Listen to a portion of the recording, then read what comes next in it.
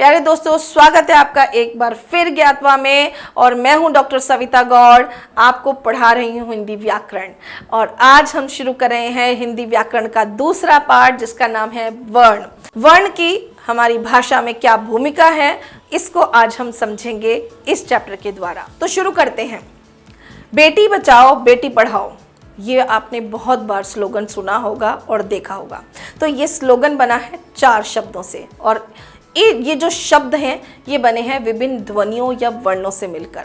जैसे बोलते समय जब हम शब्दों और वाक्यों का प्रयोग करते हैं तो ये सभी शब्द और वाक्य वर्णों से बनते हैं। जैसे ब प्लस ए प्लस ट प्लस ई बेटी, ब प्लस अ प्लस च प्लस आ प्लस ओ बचाओ, ब प्लस ए प्लस ट प्लस ई बेटी, प प्लस अ प्लस ड़ प्लस आ प्लस ओ पढ़ाओ। तो बेटी बचाओ बेटी पढ़ाओ, ये जो 4 शब्द हैं ये कितने वर्णों से मिलकर बने हैं।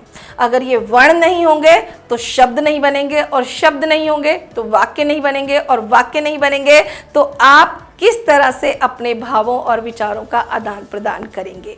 इसलिए हम कह सकते हैं कि ध्वनि का लिखित रूप वर्ण है। अब ध्वनि क्या है? हर मुंह से निकलने वाली जो आवाज है वो ध्वनि है। तो ध्वनि का लिखित रूप वर्ण है।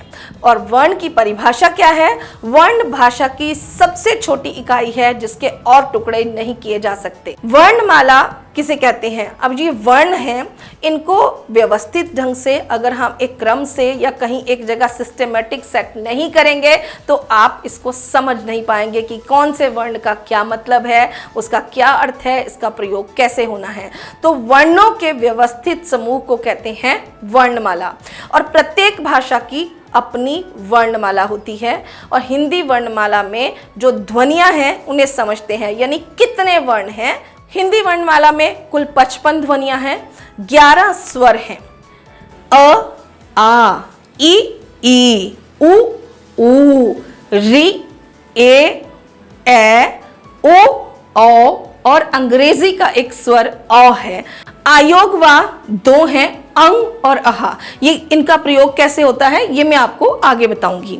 व्यंजन है हमारे 33, जिसमें कि 5 वर्ग हैं, क वर्ग, च वर्ग, ट वर्ग, त वर्ग और प वर्ग। अब इसको समझें। क वर्ग में क ख ग घ ङ, च वर्ग में च छ ज झ ञ, ट वर्ग में ट ठ ड ढ ण, त वर्ग में त थ द ध न, प वर्ग में प फ ब भ म। इसके बाद है अंतस्थ व्यंजन, यानी य, र, ल, व, और ऊष्म व्यंजन श, श, स और ह। अब इन्हें समझे। जब मैं बोल रही थी तो आपने ध्यान दिया हो अगर, तो जो क वर्ग है, क ख ग घ ङ, सभी एक ही जगह से इनका उच्चारण होता है। च वर्ग में च छ ज झ ञ, अगर आप देखेंगे आपकी जीभ ऊपर वाले दांतों के पीछे टकराती है। ट ठ ड ढ ण में आपकी जो जीभ है वो ऊपर रोल होके ऊपर लगती है। ट ठ ड ढ ण।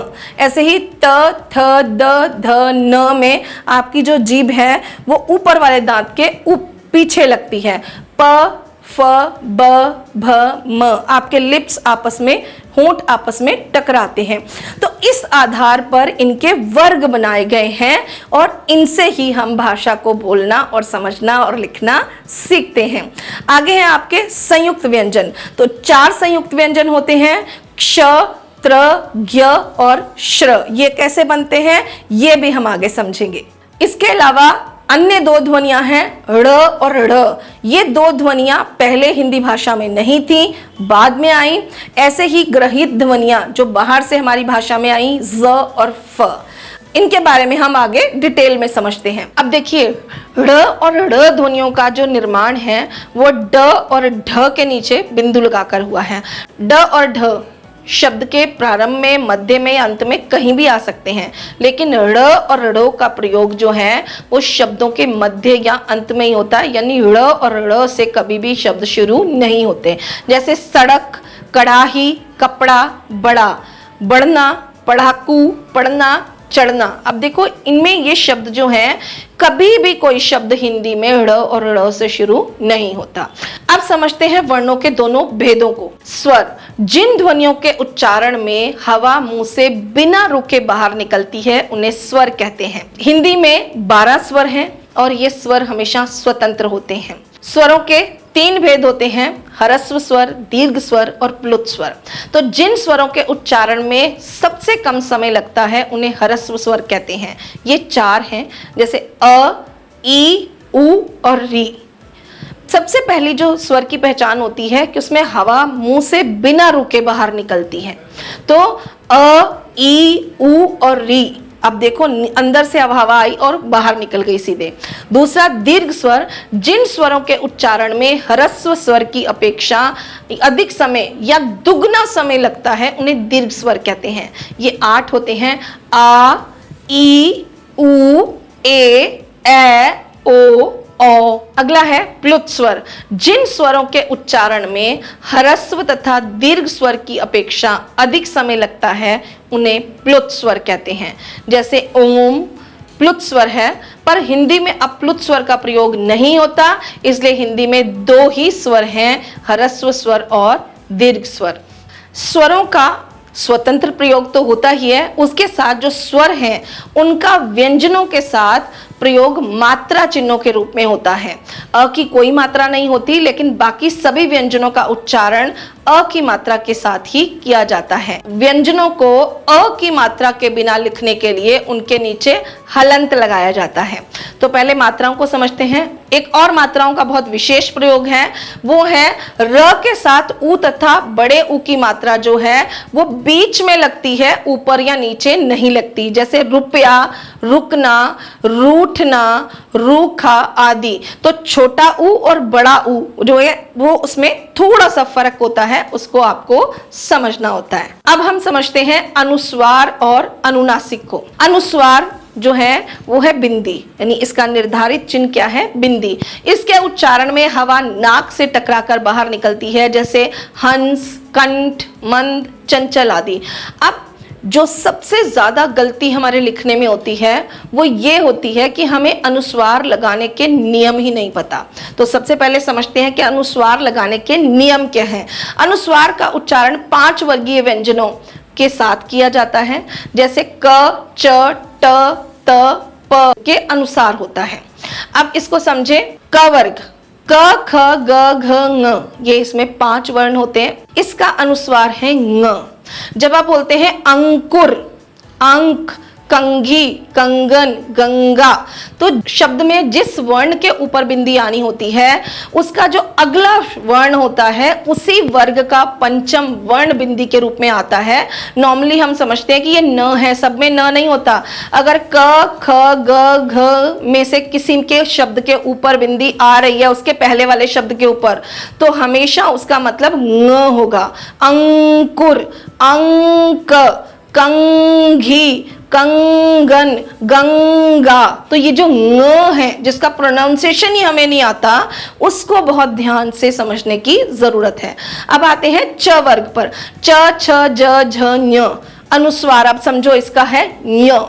चंचल, कंचन, मंचन, गुंजन, मंजन। अब इसमें च, च, च, ज और ज जो बीच वाले वर्ण हैं, इनको देखो, जिस भी शब्द के ऊपर बिंदी आएगी, जिस भी शब्द में जिस वर्ण के ऊपर बिंदी आती है उसके बाद वाला जो वर्ण होता है वही उसका अनुस्वार होता है। तो चंचल में च है, च, छ, ज, झ, ञ।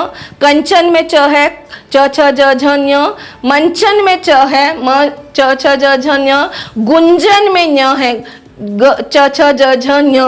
मंजन, च, छ, ज, झ, ञ। तो यहां पर अनुस्वार क्या है, ञ। अगला है ट वर्ग। ट, ठ, ड, ढ, ण। अनुस्वार है न। घंटी, घंटा, टिंडा, डंडा, डंठल। तो ट, ट, ड जो शब्द हैं, ट, ड और ठ, ये जो वर्ण है इनके पहले वाले वर्ण के ऊपर बिंदी आई है, तो इसका मतलब है ये है आपका न अनुस्वार। घंटी न नहीं है, न है। घंटा, टिंडा, डंडा, डंठल। अब देखिए त वर्ग, त थ द ध न, इसमें अनुस्वार है न। मंथन, अंतर, बंधन, नंदन, चंदन। मंथन, थ से पहले अनुस्वार आया है तो वो होगा न। अंतर, त से पहले है न। बंधन, ध से पहले है तो न आएगा। नंदन, द से पहले है तो न आएगा। और चंदन, द से पहले है तो न आएगा। तो जहां त वर्ग का वर्ण होता है अनुस्वार से यानी बिंदी से पहले, बिंदी के बाद वाला जो वर्ण है वही निर्धारित करता है कि कौन से वर्ग का वहां पर अनुस्वार है। प वाले वर्ग से समझते हैं। प वर्ग में प फ ब भ म 5 वर्ण है। 5वां वर्ण म जो है वो अनुस्वार है। संपत्ति, संपादक, कंपन, अंबर। प और ब जो इसमें आए हैं वर्ण अनुस्वार से बिंदी से पहले, वही निर्धारित करते हैं कि यहाँ पर जो अनुस्वार बोला जा रहा है वो म है। संपत्ति, संपादक, कंपन, अंबर। तो यानी जिस वर्ण के ऊपर अनुस्वार आता है उसके बाद वाले व्यंजन का पंचम वर्ण ही अनुस्वार होता है। यदि शब्द के अंत में या बीच में नासिक्य ध्वनि यानी नाक से निकलने वाली ध्वनि हो और उसका स्पष्ट उच्चारण हो तो अनुस्वार लगाया जाता है। ये इसके 2 मेन रूल हैं, नियम हैं जो आपको पता होने चाहिए। अनुनासिक यानी चंद्र बिंदु। चंद्र बिंदु कहाँ लगाते हैं? अनुनासिक का निर्धारित चिन्ह चंद्र बिंदु है। इसके उच्चारण में हवा नाक और मुंह दोनों से टकराकर निकलती है। जैसे चांद, गांव, मांग, आ की जब आवाज आती है तब अनुनासिक का प्रयोग होता है। अब समझते हैं अगला विसर्ग। विसर्ग का निर्धारित चिन्ह होता है 2 बिंदियां जो कहीं भी किसी शब्द के आगे लगते हैं। इसका उच्चारण ह की तरह होता है, जैसे प्रातः, अतः, मूलतः आदि। तो समझिए जहां भी 2 बिंदियां बाद में लगी हैं उसको ह की तरह आप प्रोनाउंस करेंगे, उसका उच्चारण ह होगा। अब हम व्यंजनों को देखें तो व्यंजन वो ध्वनियां होती हैं जिनके उच्चारण में हवा मुंह के अलग अलग हिस्सों से टकराकर बाहर निकलती है। इसका उच्चारण स्वतंत्र नहीं होता, ये स्वरों की सहायता से बोले जाते हैं। और हिंदी में 33 व्यंजन हैं। क, क, ख, ग, घ, ङ। हवा रुक कर आती है। च, छ, ज, झ, ञ। यहाँ आपका जो ऊपर वाले दांत के अंदर वाले हिस्से में टकराती है। उसके बाद आता है ट, ठ, ड, ढ, न। आपकी जीभ रोल के ऊपर लगती है। त, थ, द, ध, न। आपकी जीभ सीधी जो है ऊपर वाले दांतों के निचले अंदर वाले हिस्से पे टकराती है। प, फ, ब, भ, म। आपके दोनों लिप्स टकराती हैं। तो हवा मुंह के अलग अलग हिस्सों से टकराकर बाहर निकलती है, इसलिए उन्हें व्यंजन कहते हैं। व्यंजन है उनका उच्चारण स्वतंत्र नहीं होता बल्कि वो स्वरों की सहायता से ही बोले जाते हैं। आप समझते हैं संयुक्त व्यंजनों को। 2 भिन्न व्यंजनों के योग से या मेल से बने व्यंजन जो है वो संयुक्त व्यंजन कहलाते हैं। ये हिंदी में 4 हैं, क्ष, त्र, ज्ञ, श। ये चारों ही 2 भिन्न व्यंजनों के मेल से बनते हैं। जैसे क प्लस श इज इक्वल टू क्ष, कक्षा, दीक्षा, भिक्षा। ऐसे ही त प्लस र इज इक्वल टू त्र, पत्र, विचित्र, मित्र।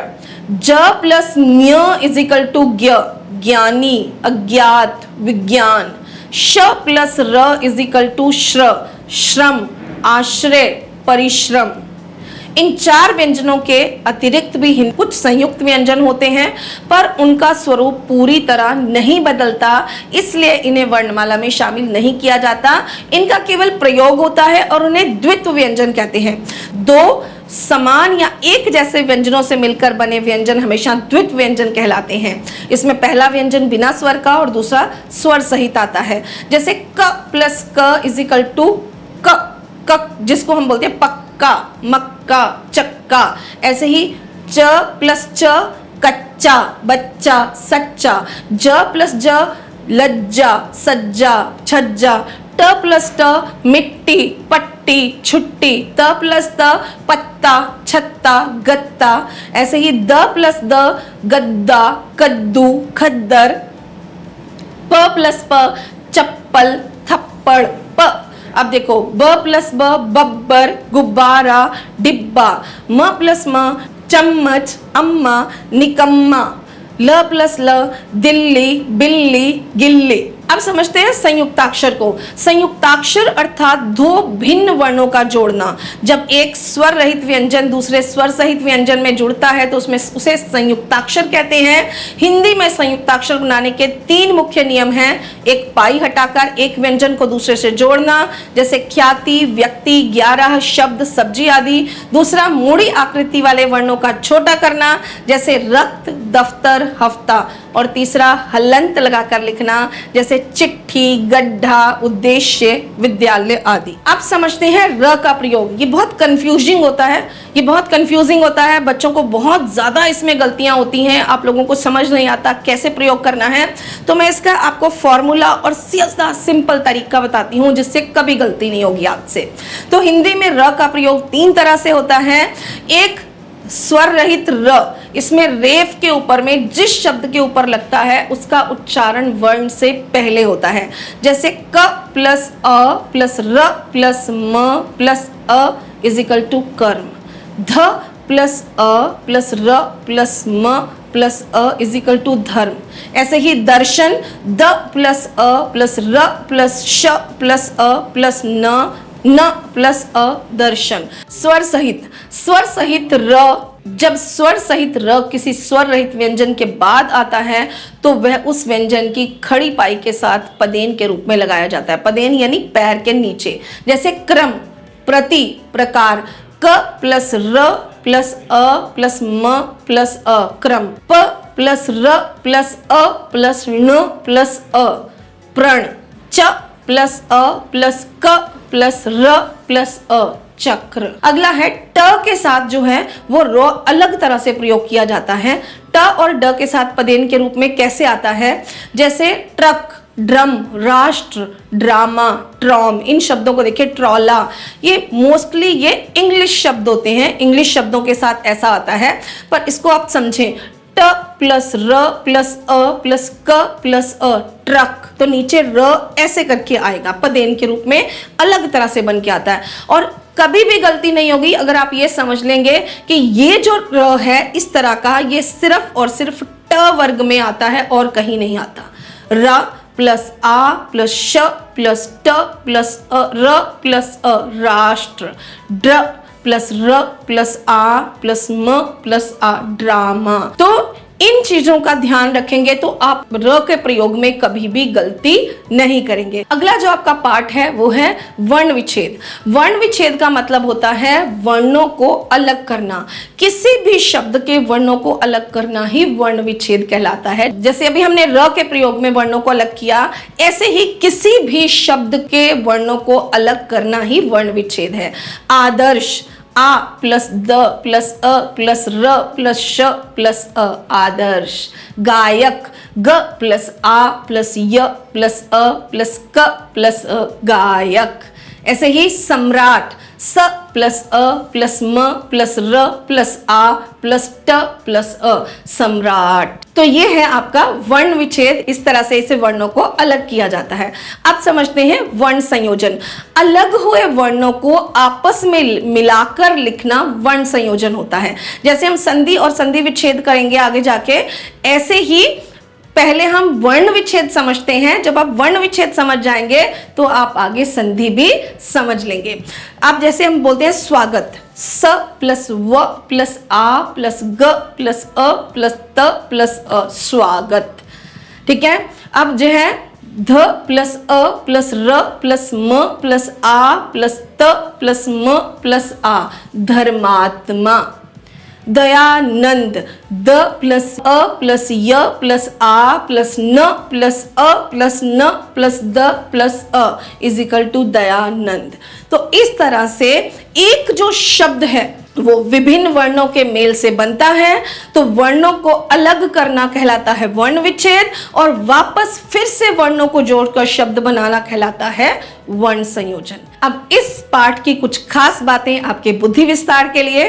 जैसे हिंदी एक ऐसी उदार भाषा है जिसने दूसरी भाषाओं से आने वाली ध्वनियों एवं वर्णों को पूरी तरह से अपना लिया है। जैसे ग, ज, फ, ड़, ड़ और औ ऐसी ही ध्वनियां हैं। दूसरा, हिंदी भाषा में जब ड़ और ड़ की ध्वनियां नहीं थी तब केवल र का प्रयोग किया जाता था, जैसे लड़का, लड़ाई।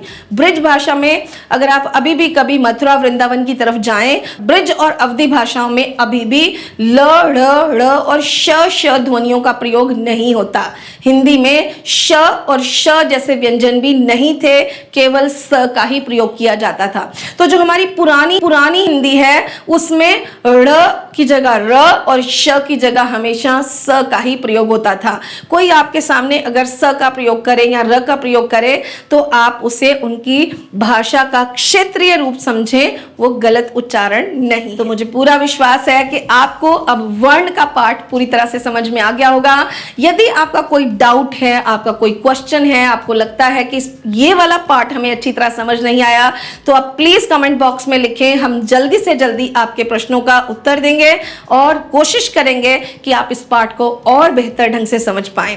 इसके साथ ही यदि आप इस पाठ के पूरा अभ्यास करना चाहते हैं, इससे रिलेटेड सारे एमसीक्यूज, इस पाठ से रिलेटेड सारा अभ्यास चाहिए, आप हमारी व्याकरण पुस्तक प्रवाह मार्केट से खरीद सकते हैं या और ऑनलाइन प्लेटफॉर्म्स पर भी पुस्तक उपलब्ध है, आप वहां से ले सकते हैं। इसके साथ ही इससे संबंधित सारे नोट्स और अभ्यास हमारी वेबसाइट पर भी आपको मिल जाएंगे, जिसका कि डिस्क्रिप्शन नीचे कमेंट बॉक्स में दिया गया है। मिलते हैं अगले चैप्टर के साथ, तब तक के लिए धन्यवाद।